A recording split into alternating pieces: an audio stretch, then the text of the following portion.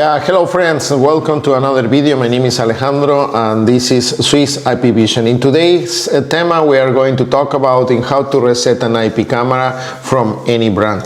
So as you read in the title, today my intention is to give you a procedure, like a methodology in how to approach to any of the cameras that you have online or with you, and you need it either to repair or to help your owner, your client, in how to see the camera again.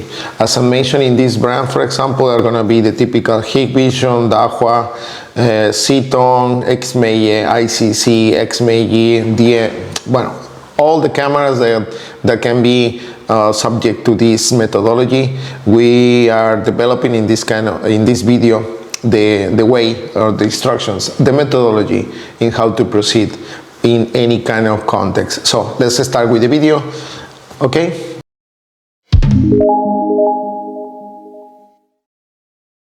Okay, the first part of the methodology, in my case, for example, when I go to a reparation into a place, is to try to investigate the reasons why they need to reset the camera. And there's many of them, and as you focus or you get in one situation, everyone has tips to help you in solve how to reset the IP camera. It's not only to find the reset button and go for, because as you will see, it's not easy sometimes to reset the button because the camera is installed in a place that you don't have access, or many reasons can not only focus on reset buttons.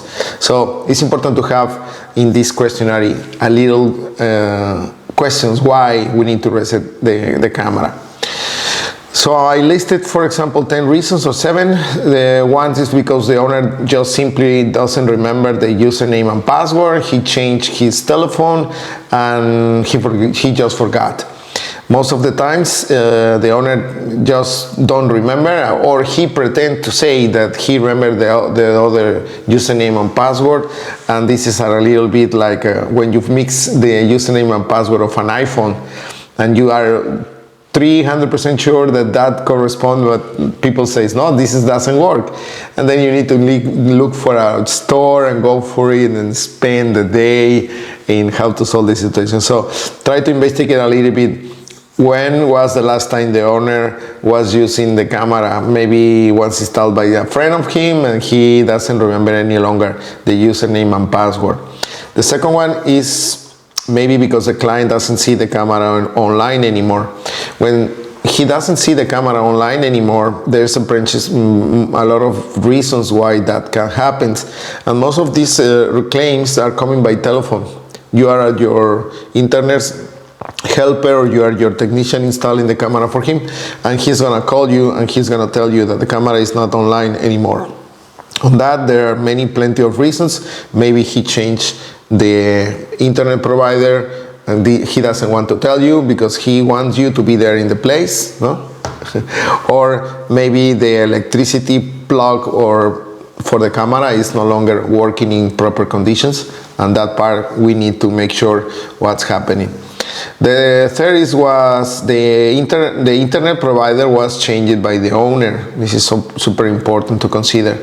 The camera connects or disconnects randomly, then we need to focus on the hardware or the electricity plug, or in the distance between the antenna, because most of the times the Wi-Fi has a new interruption, metal wall or something that is coming randomly, the connection or the connectivity, or somebody else is watching its own camera, and then the camera has so many users and no more capacity to transmit, and then he can see the camera once or he cannot see the camera.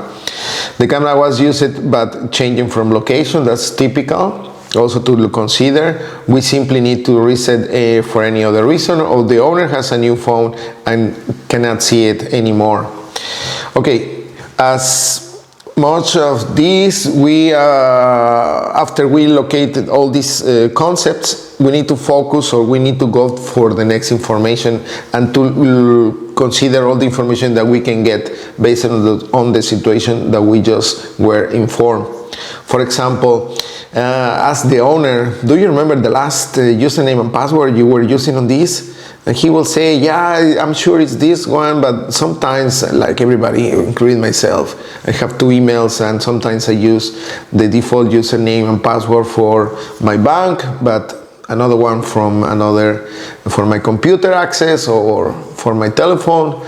There's many ways that the owner has not really remembered his own, so he has to put it on the paper, all the usernames and password he was using.